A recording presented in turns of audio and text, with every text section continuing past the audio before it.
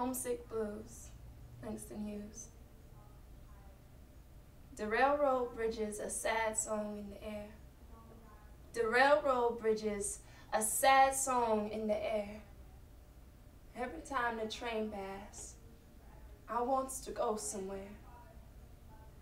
I went down to the station with my heart in my mouth. I went down to the station with my heart in my mouth, looking for a boxcar to roll me down south.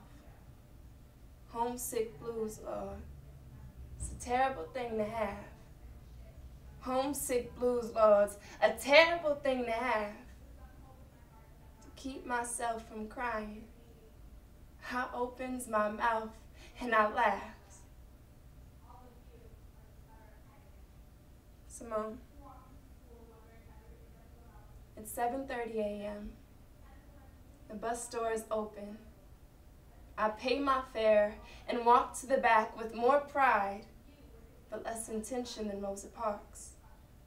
I take my seat, a good 3 feet in a stairwell separating me from a trio of obnoxious teenagers and one not so loud adolescent. From the corner of my eye, I see her. She's got ebony black skin, a tattered sweater, braids hanging just past her shoulders, suspended by a full inch of new growth. Trying to keep my gaze off her, I watch, or rather listen to her pain. As always, there's a ringleader, his sidekick and a giggling girl who endorses the show. So, how much do you weigh? And as if trying to shield herself from fire with plastic wrap, she laughs and replies, "None of your business."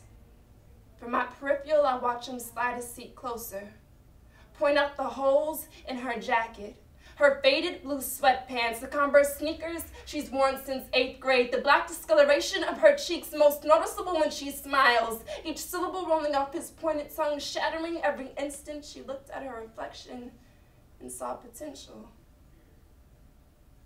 Chorus of their laughter climbing one octave closer to destroying the walls she built out of pop lyrics and romance novels, reminding her that her nightmares are more likely to come true than her dreams.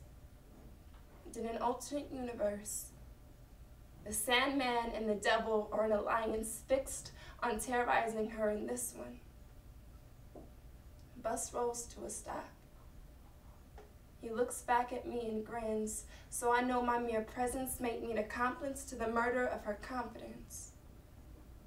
Her name is Simone, and I can tell by the weight of her book bag and the way she stares at traffic lights that a kind word in her direction is more like religious sympathy than a formality.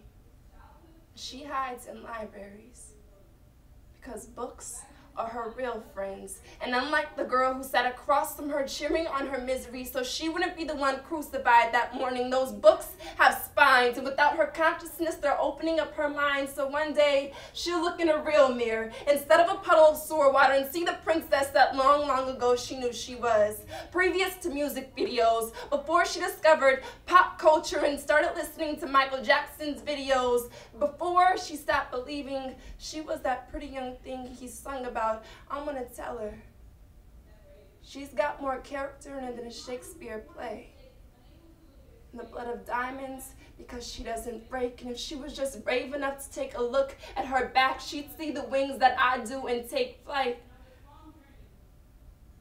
But a kind word in her direction sounds more like religious sympathy than a formality. She kicks a Coke can into the street. Sign language that she's read me to be fake and unpromising, and I know her conclusion stems from the fact that I'll walk with girls who act like they don't know her in hallways, yet sit close when tests get passed out. The rope of humanity that tied us together in sandboxes as children is now only a single thread of distrust. She knows I'm unpromising, because she's known my name since the first day of high school. And by tomorrow morning, I'll have forgotten hers again.